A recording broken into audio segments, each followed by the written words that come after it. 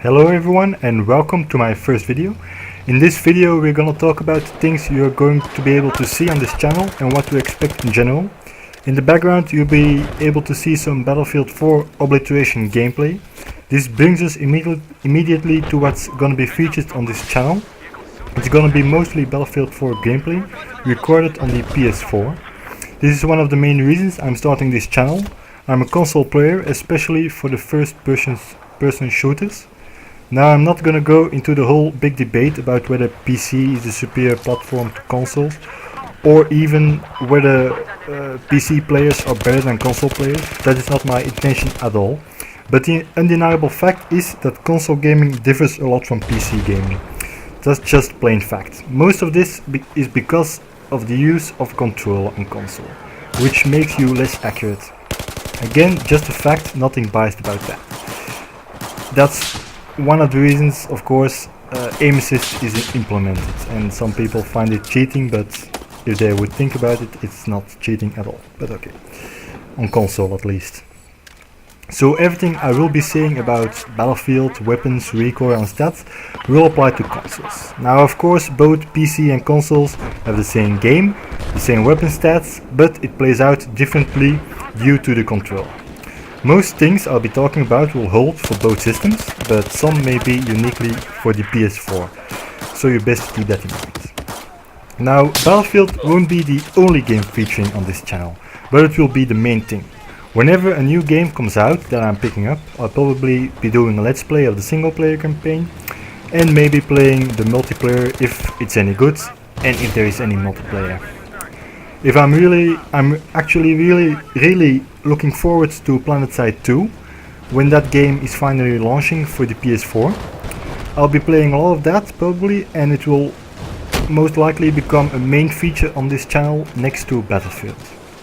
That's of course if it finally launches, because we are waiting for a long time for it already, actually ever since the release of the PlayStation 4.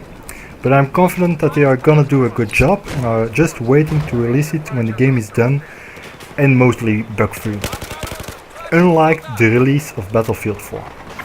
But it has to be said that Battlefield has come a long way and is for some time now in more than an enjoyable state.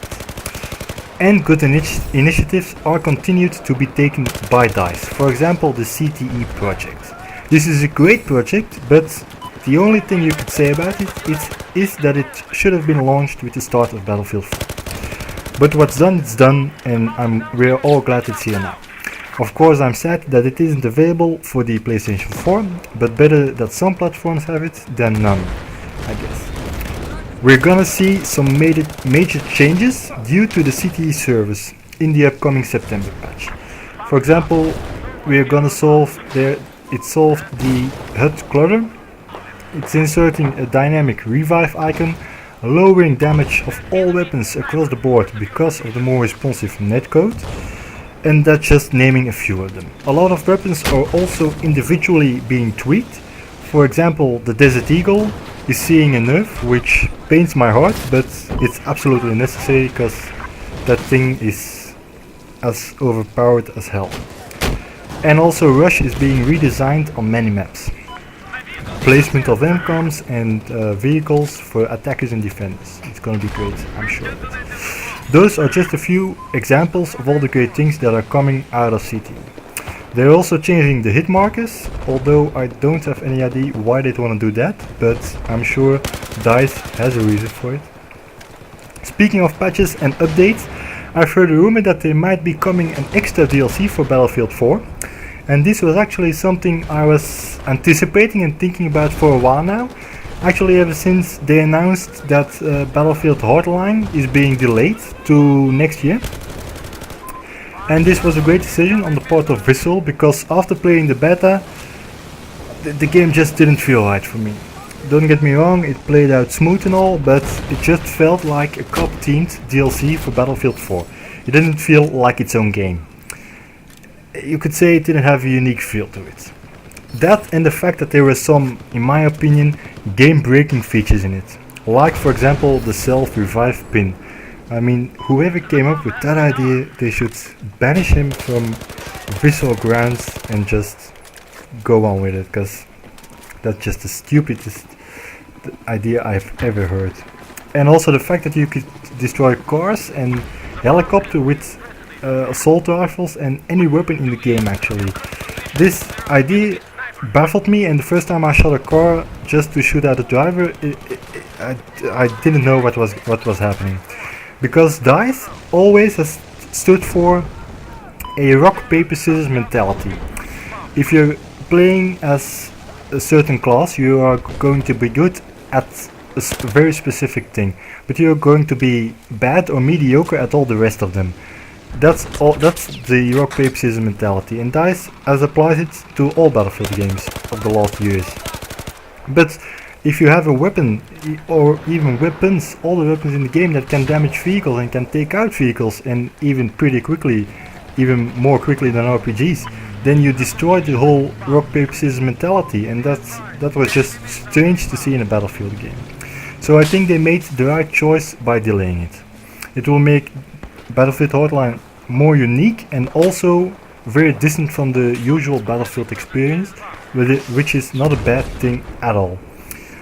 But with this, there has been created somewhat of a vacuum between Final Stand, the last DLC that's coming out for Battlefield 4, and the new game.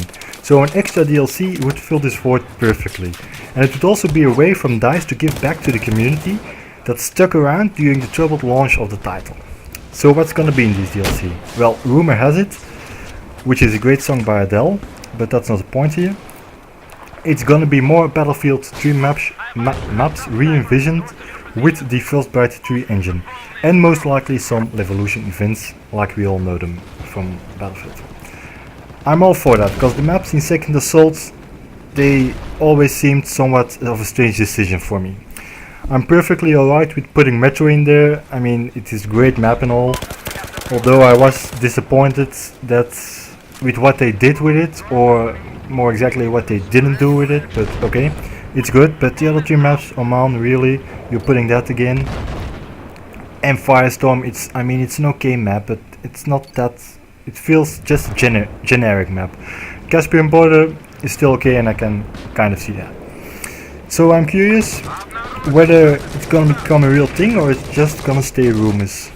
If it's becoming a real thing, I sure hope they're putting one of the Aftermath maps in, because I mean Epicenter was a real great map, and with Revolution in it, I think it's gonna be awesome. Now, as I expected, this introductionary video got a bit away from me, and I talked about way more than just what's gonna be on this channel.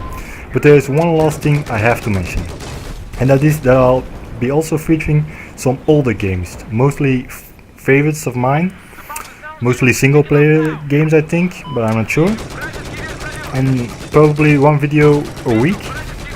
For this, you could call it somewhat of a throwback